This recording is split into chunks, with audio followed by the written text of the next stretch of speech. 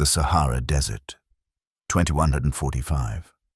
Dawn broke over the endless red dunes, painting them in hues of gold and amber.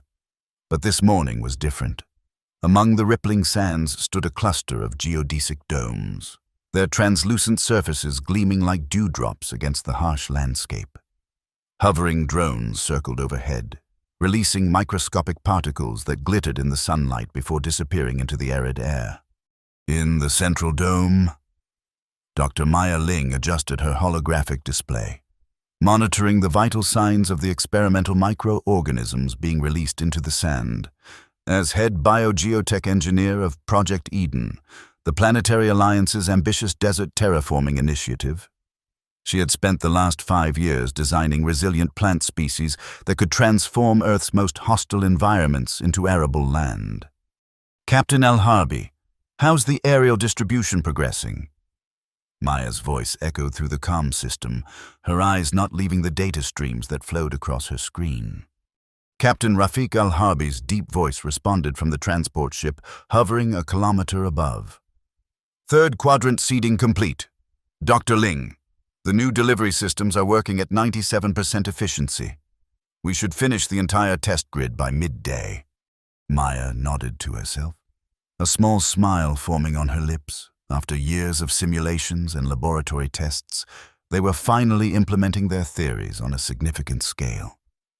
The microorganisms they had engineered would theoretically establish symbiotic relationships with specialized seeds being planted simultaneously, creating a network of moisture-retaining biological systems that could transform the desert floor into fertile soil within weeks rather than centuries. The first indicators should appear within 48 hours. She said to her team, a mix of biologists, climate engineers, and robotics specialists gathered around the central monitoring station. If successful, we'll have proof that large-scale terraforming of Earth's deserts is viable. Dr. Luca Moreno, their climate control specialist, looked up from his weather models. The wind patterns are stable, but I'm detecting unusual condensation forming already. The moisture retention capabilities of these organisms might be exceeding our projections. Maya frowned slightly. Let's not get ahead of ourselves. We need consistent data before... An alert chimed on her console. Interrupting her caution, one of the field sensors was detecting rapid biological activity, far more rapid than their most optimistic models had predicted. That can't be right, she muttered, tapping the screen to enlarge the data feed. We're getting growth signatures already? The germination phase shouldn't begin for at least 12 hours. She switched the main display to a live feed from one of the ground drones. The image showed something impossible, tiny green shoots already breaking through the sand, spreading in a perfect circle from one of their seeding points. Luca, are you seeing this? Maya asked, her voice tight with a mixture of excitement and concern. I'm not just seeing it, Luca replied, his eyes wide. I'm getting similar readings from multiple sites. Whatever's happening is happening everywhere. Captain Al-Harbi's voice cut in over the comm. Dr. Ling, we're observing the growth patterns from up here too. The spread rate is concerning. Should we implement containment protocols? Maya hesitated. This was unprecedented acceleration, but not necessarily dangerous. Their organisms were designed with built-in limitations to prevent unchecked growth. No containment yet, she decided. But recall the seeding drones immediately. Let's observe what we've already introduced before adding more variables. What none of them realized was that their conversation was being intercepted. A small group of Saharan nomads, led by their technological advisor Amina El-Fassi, had established a monitoring station of their own, hidden among the ancient rocks that dotted the desert's edge. For generations, Amina's people had adapted to life in the harsh desert environment, developing their own sustainable practices that worked with the desert rather than trying to transform it. They speak of changing our home as if it needs changing, Amina said to the elders gathered around her portable screen. But look at how quickly their creations grow. This is not natural transformation, this is invasion. The eldest of the group, A woman whose face was mapped with the lines of a century lived in the desert sun, leaned forward to study the images. Our ancestors have survived here for thousands of years by respecting the desert's nature. These outsiders seek to impose their will upon it instead. I will document everything, Amina promised. The world should know what happens when humans play gods with ecosystems they don't fully understand. By nightfall, Amina had compiled her observations and sent them to global news networks with a provocative headline.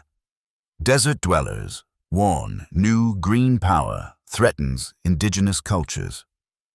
Attached were time-lapse videos showing the unnatural speed with which the new plants emerged from the sand, growing visibly in real time, like watching a nature documentary on fast forward. The story spread faster than the engineered plants themselves. By morning, social media platforms were buzzing with debate. Some hailed Project Eden as humanity's salvation in an era of climate uncertainty. Others condemned it as ecological imperialism.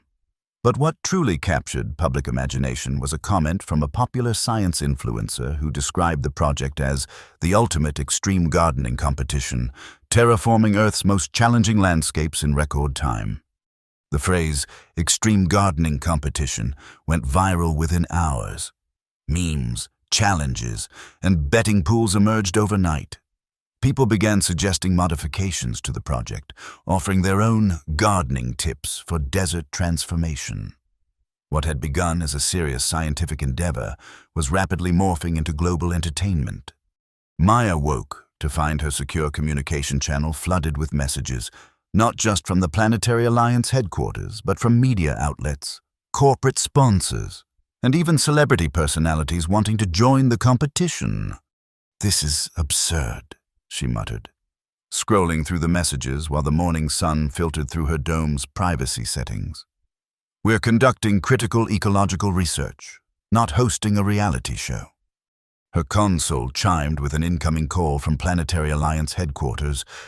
The stern face of Director Eliana Okafor filled the screen, her expression unreadable.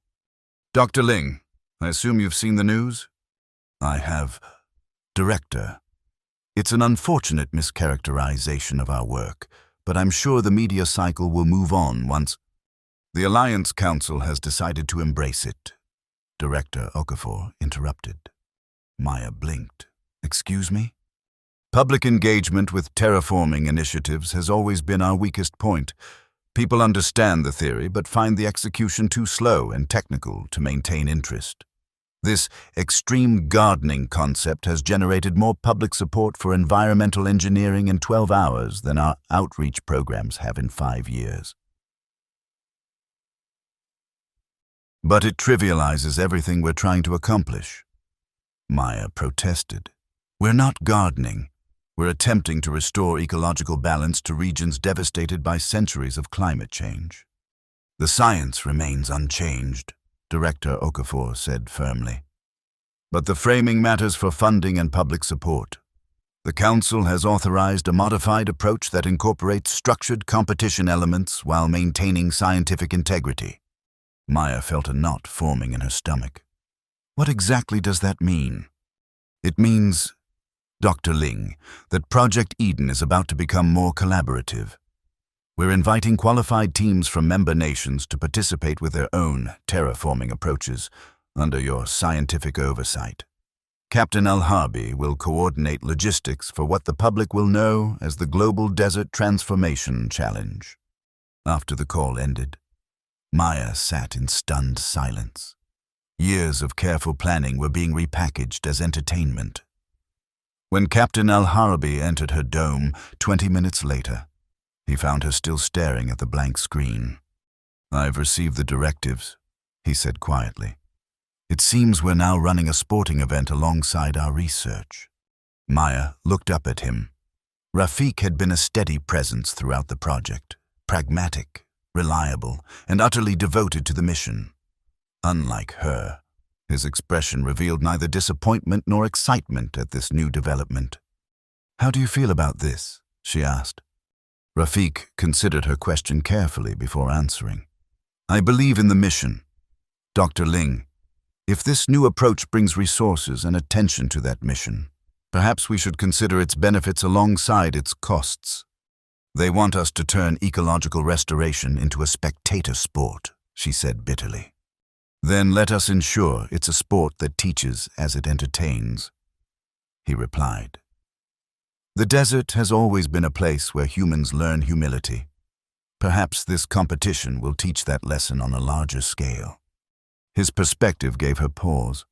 Perhaps there was a way to work within this new framework without compromising their scientific goals. I'll need your help managing the logistical nightmare this will become, she said finally. You already have it, Rafiq replied simply. Within weeks, the Sahara test site had transformed, both literally and figuratively.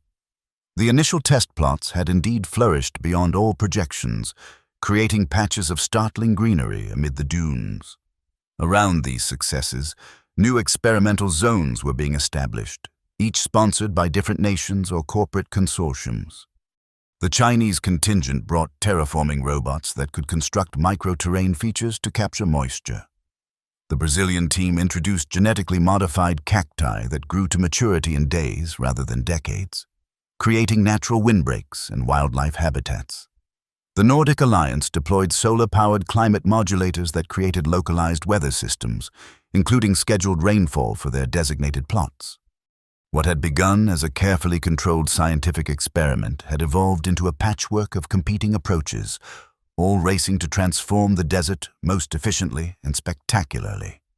Viewing platforms allowed VIPs and media to observe the transformation, while drone footage was live-streamed to audiences worldwide.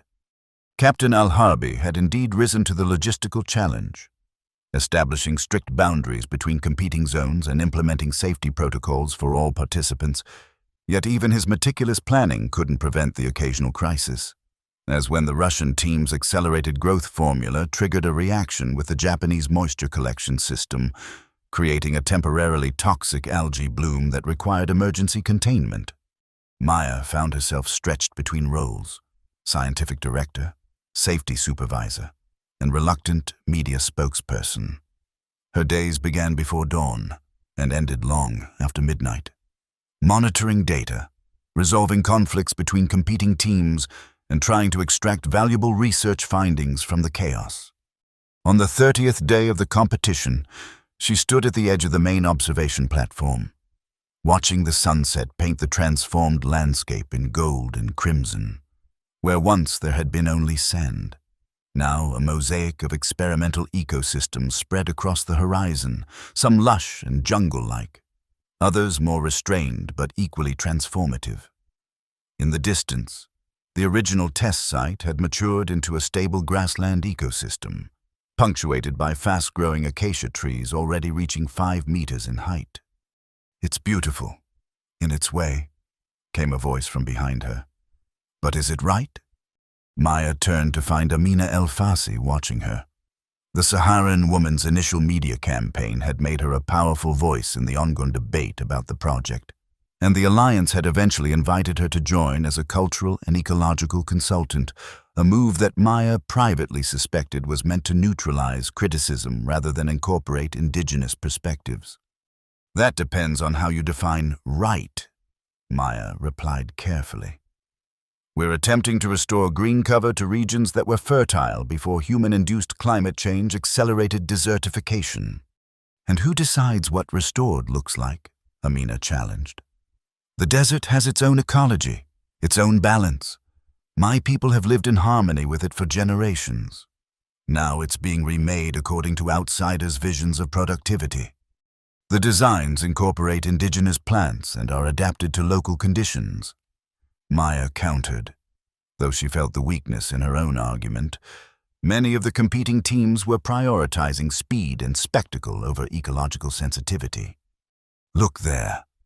Amina pointed to the northeastern quadrant, where the United Arab Emirates team had created an elaborate oasis featuring palm trees arranged in geometric patterns visible from space. "Is that restoration, or is it conquest disguised as improvement? And what happens when your engineered life forms spread beyond your control?" Before Maya could respond, an alarm sounded from her wrist display.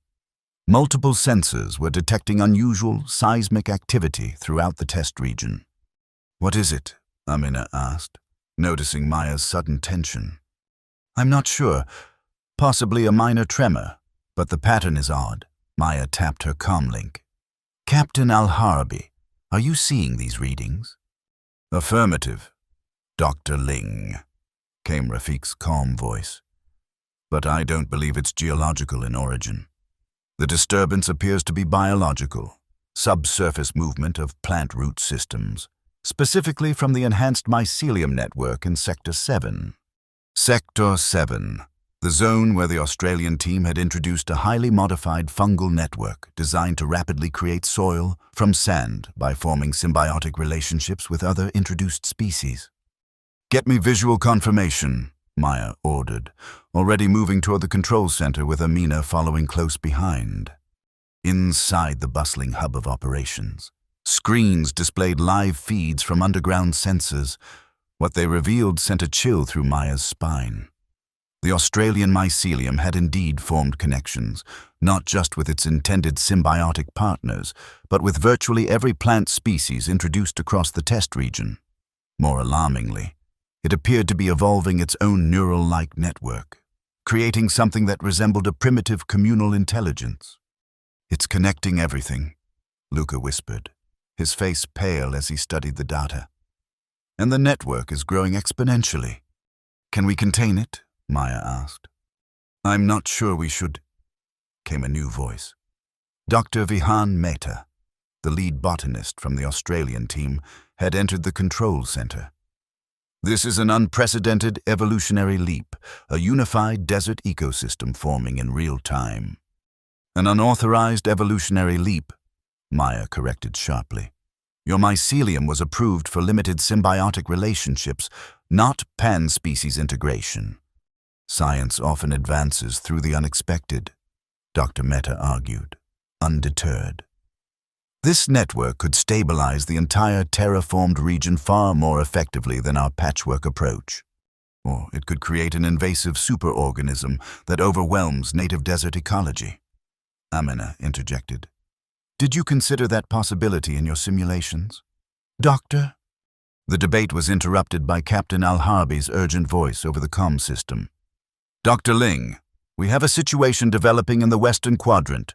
The mycelium network appears to be triggering accelerated growth in the modified acacia species. Trees are growing at visible speeds, and their root systems are fracturing our underground monitoring equipment." Maya made a swift decision. "Implement containment protocol Delta 3. I want fire breaks established around Sector 7 immediately. Dr. Mehta, your team has 1 hour to develop a growth inhibitor for your mycelium before I authorize more drastic measures." As the control center erupted into coordinated emergency response, Amina touched Maya's arm lightly.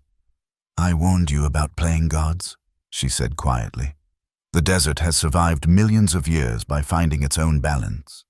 Perhaps instead of trying to conquer it, we should learn from its resilience." Maya had no time to contemplate Amina's philosophy. The next 48 hours became a frantic battle against nature enhanced by human ingenuity, a battle they were losing. The mycelium network proved resistant to chemical inhibitors, seeming to learn and adapt to each intervention. Meanwhile, the accelerated plant growth continued, with some of the modified acacias now towering 30 meters high and still growing, their massive root systems disrupting underground infrastructure throughout the test region. Worse, the first sandstorm since the project began was forming on the horizon, a massive wall of dust visible from the observation platforms. But this wasn't an ordinary desert storm. The rapidly changing landscape had altered local weather patterns, creating a hybrid environmental phenomenon that the climate models couldn't predict. "The storm will reach us in approximately 3 hours," Captain Al-Harbi reported, his usually unflappable demeanor showing signs of strain. "And it's unlike anything in our records. The barometric readings suggest it's carrying significant electrical charge, possibly due to interaction with the modified atmosphere above our test plots." "Evacuation status?" Maya asked. not looking up from the genetic sequencer where she and Dr. Mehta were attempting to develop a targeted virus that could slow the mycelium's growth without destroying it entirely. All non-essential personnel and visitors have been transported to safe distance. Essential team members are on standby for final evacuation. But Dr. Ling... Rafik hesitated. Speak freely, Captain. If we abandon the site completely, we lose any chance of controlling this situation. The growth acceleration combined with the coming storm could spread modified genetic material far beyond our test region. Maya looked up finally, meeting his steady gaze. She understood the implication. Someone would need to remain behind to implement whatever solution they developed, facing both the biological chaos they'd unleashed and the approaching superstorm. I'll stay, she said simply. This was my project, my responsibility. Then I stay as well. Rafik replied without hesitation. And I, added Dr. Mehta, my mycelium, my problem to solve. You'll need someone who understands desert storms beyond your computer models, Amina said, joining their circle. I've survived worse than this in the open desert. Maya wanted to object, to order them all to safety, but she recognized the determination in their eyes. More importantly, she knew they were right.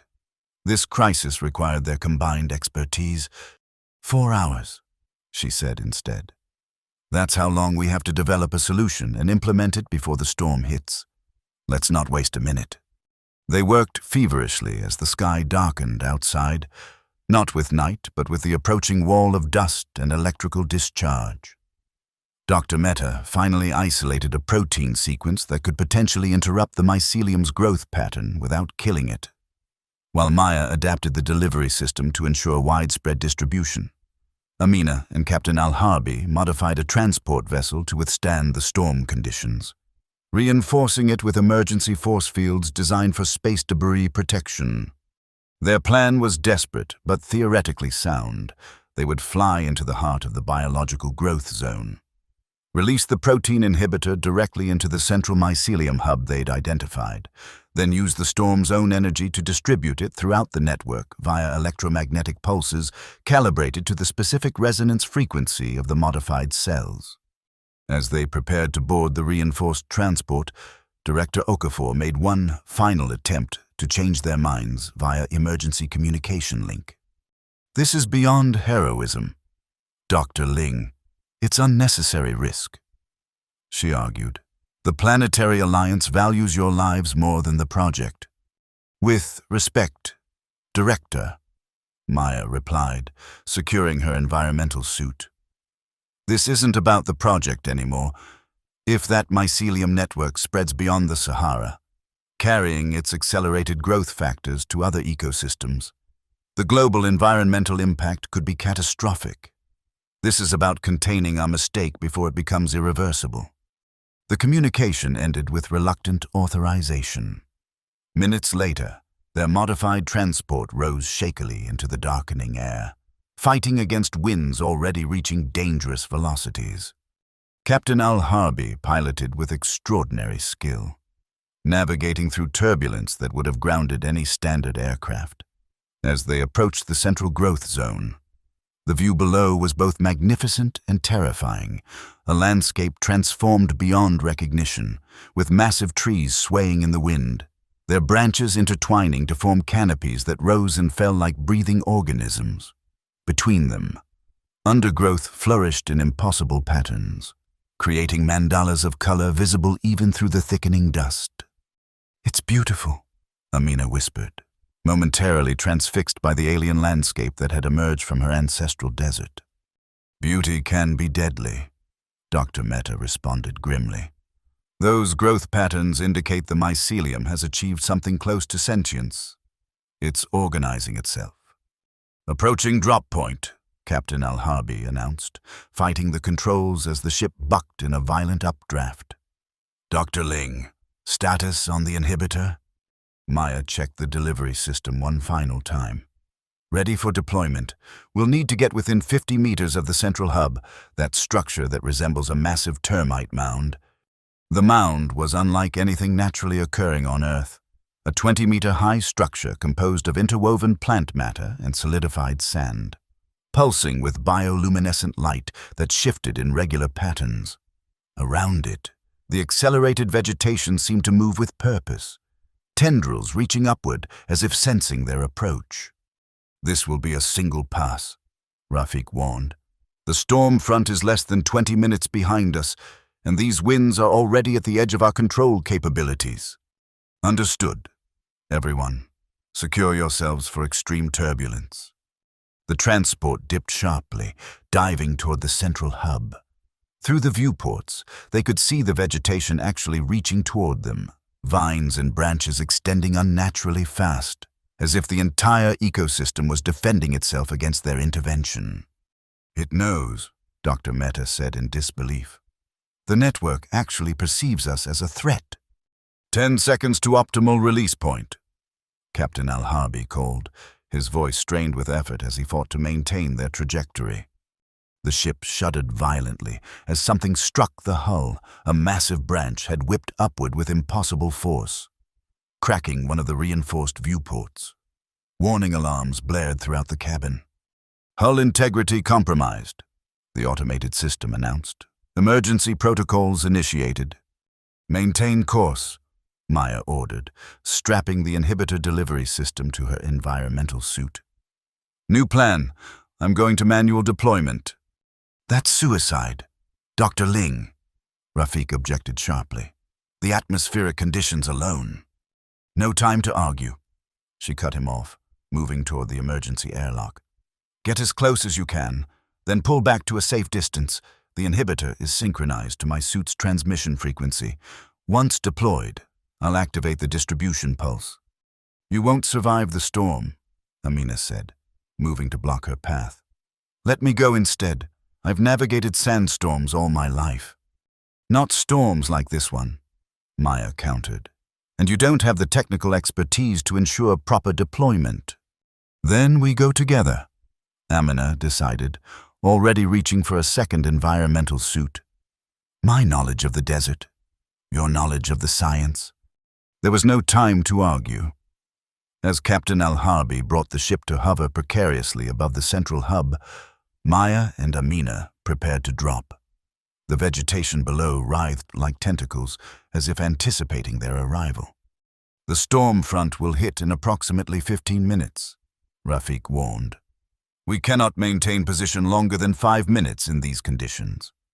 "That should be enough," Maya said, checking Amina's suit connections one last time. "Ready?" The Saharan woman nodded, her eyes visible through her helmet visor showing not fear but fierce determination. The airlock cycled open, and they dropped into chaos.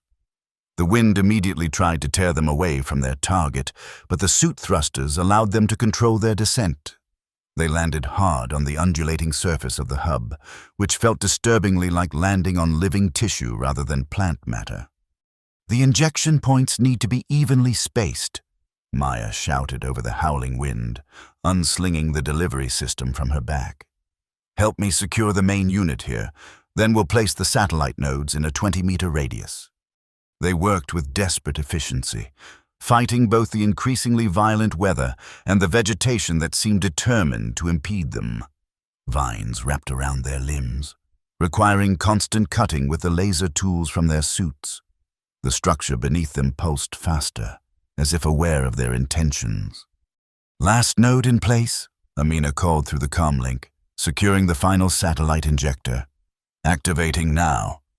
The nodes punctured the surface of the hub simultaneously, delivering the protein inhibitor directly into what they hoped was the central nervous system of the mycelium network. For a terrifying moment, nothing happened. Then the entire structure convulsed, the bioluminescent patterns flaring in erratic bursts. "It's working," Maya confirmed, checking the readings on her wrist display. "The inhibitor is entering the network. Now we need to trigger the electromagnetic pulse to ensure distribution through the entire system." She moved to the central unit, fighting against the vegetation that now thrashed violently around them. The sky above had darkened to near night conditions as the leading edge of the superstorm approached, a wall of sand and electrical discharge bearing down on them with implacable force. "Dr. Ling," Captain Al-Harbi's voice crackled through the comm system. "The storm front has accelerated. Impact in less than 5 minutes. You must return to the ship immediately." Maya reached the central unit, quickly inputting the activation sequence. "Pulse charging. 60 seconds to distribution." She looked up, seeking Amina through the swirling dust and thrashing vegetation. "We need to get back to the extraction point." But the path back was blocked by a wall of intertwined branches and vines, moving with deliberate purpose to cut off their escape. The mycelium was fighting back, using its control over the accelerated plant life to trap them. "There's another way," Amina called, gesturing toward what appeared to be a natural formation in the hub's structure, a tunnel-like opening that pulsed with the same bioluminescence as the rest of the construction. "Into the hub itself. We don't know what's in there." "We know what's out here," Amina replied grimly, pointing toward the approaching storm front. "Trust the desert to provide a path, with no better options and time running out." Maya followed Amina into the opening. Inside, the air was surprisingly still, protected from the chaos outside. The walls pulsed with light that shifted in response to their movements, creating an effect like moving through a living organism. "Captain," Maya called through the comm link, "we're inside the hub structure. Can you track our position?" "Barely," came the strained reply. "Your signals are weak but present. The storm is almost upon us. We've had to gain altitude to avoid the worst turbulence." "The pulse will trigger in," Maya checked her display. 20 seconds. Once it activates, the mycelium should begin to stabilize. Can you hold position for extraction?"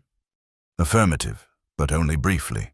The storm's electromagnetic activity will disable our systems if we remain exposed." The tunnel continued deeper into the structure, branching into multiple pathways that reminded Maya of neural connections in a brain. Amina moved with confidence, choosing their route based on criteria Maya couldn't discern. "How do you know which way to go?" she asked as they hurried through the pulsing corridors.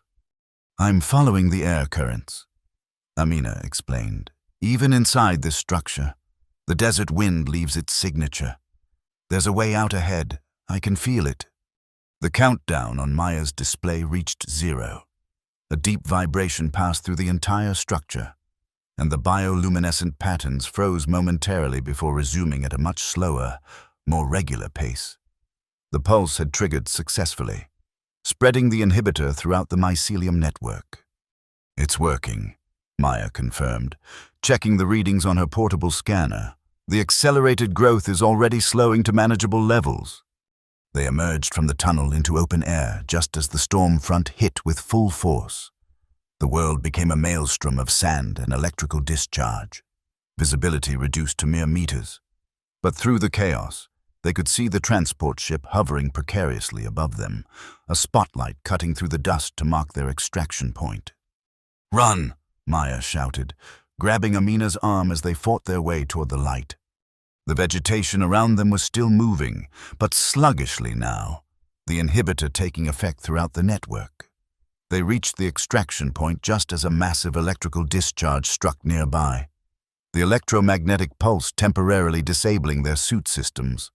In darkness and choking dust, they felt rather than saw the rescue harnesses drop from the ship above. "Secure yourselves!"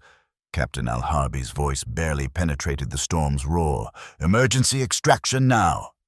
They were yanked upward with bone-jarring force, swinging wildly in the turbulence as the transport ship immediately began gaining altitude to escape the storm's fury. Through skill or miracle or both, they were pulled into the airlock seconds before another electrical discharge struck where they had been standing. Inside the ship, they collapsed to the floor as the outer doors sealed behind them. Emergency systems cycled the atmosphere, clearing the dust from the chamber as Captain Al-Harbi fought to pilot them away from the storm's center. "Inhibitor status?" Dr. Mehta demanded as soon as they removed their helmets. Maya checked her wrist display, relieved to see it functioning again after the electromagnetic interference. Distribution at 78% and rising. The mycelium network is responding exactly as predicted. Growth rates are returning to design parameters across all monitored zones. And the accelerated vegetation? Rafik asked through the comm system, his attention still focused on navigating through the storm. No new growth detected, Maya confirmed. Existing structures are stabilizing rather than collapsing. The inhibitor is working as a regulator, not a destroyer. The ecosystem should reach equilibrium within days. As they ascended above the storm, the viewport cleared enough to reveal the transformed landscape below.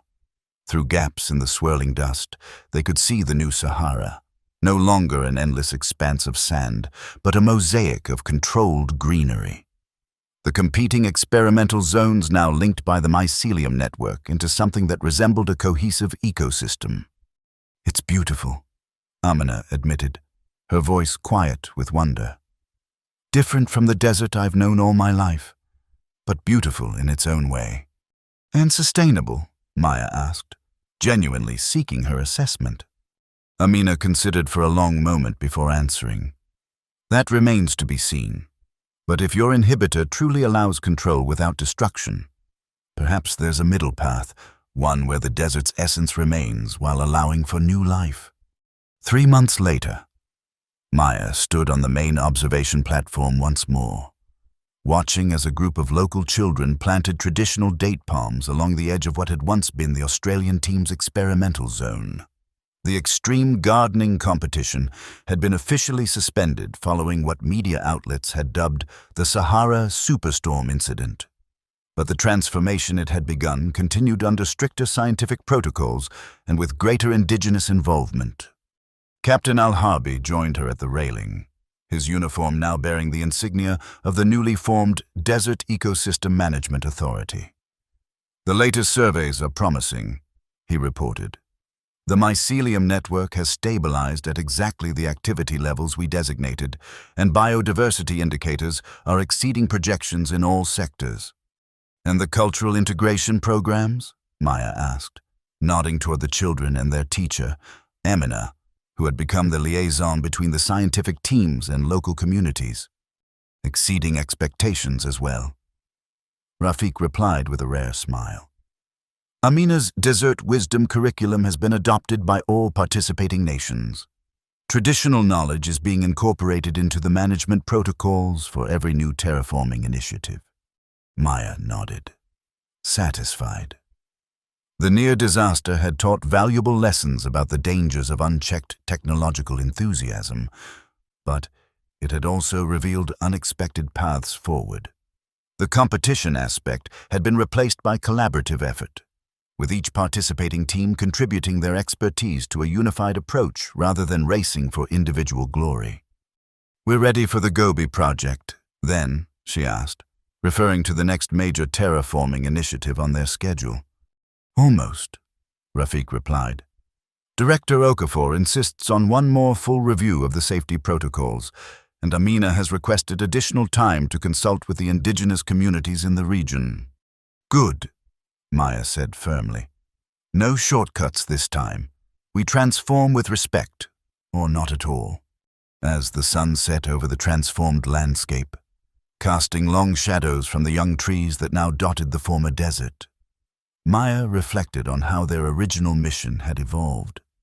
They had come to conquer the desert and instead had learned to collaborate with it, finding a balance between human ingenuity and natural wisdom. The extreme gardening competition had become something far more meaningful, a global lesson in ecological humility. In the years that followed, the transformed Sahara regions became models for a new approach to environmental engineering.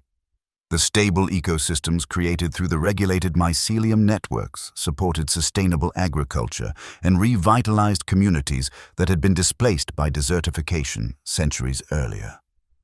Indigenous knowledge was woven into every new initiative, with traditional desert dwellers serving as equal partners with scientific teams.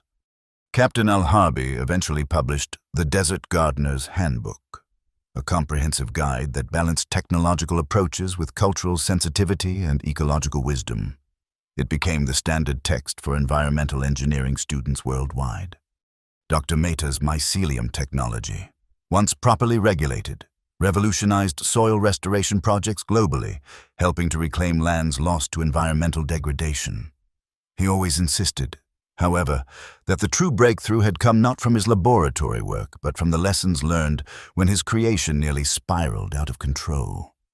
And Maya Ling, once focused solely on the technical challenges of terraforming, became an advocate for adaptive transformation, an approach that sought to heal damaged ecosystems while respecting their inherent nature and the cultures that had evolved alongside them. Her quarterly appearances before the Planetary Alliance Council always included representatives from indigenous communities affected by terraforming projects, ensuring their voices were central to all future planning. As for the Sahara itself, it was neither restored to its pre-desertification state nor maintained as the barren expanse it had become. Instead, it evolved into something new, a balanced ecosystem that incorporated elements of its desert nature while supporting greater biodiversity and human habitation. Visitors often remarked that the landscape seemed to have its own personality, as if the brief period of accelerated evolution had imparted a subtle consciousness to the region that remained even after the mycelium network was brought under control. Amina sometimes told the children in her classes that the desert had simply taught the scientists what it had been teaching her people for generations. That true power came not from domination, but from adaptation, not from conquest, but from conversation with the natural world. The extreme gardening competition had become a competition of cooperation, with success measured not by individual achievement, but by the health of the whole. And on clear nights, when the stars shone over the transformed landscape, those who listened carefully might hear the desert whisper its ancient wisdom, now in harmony with new voices, a conversation between past and future, between human innovation and natural resilience, creating a world where both could flourish together.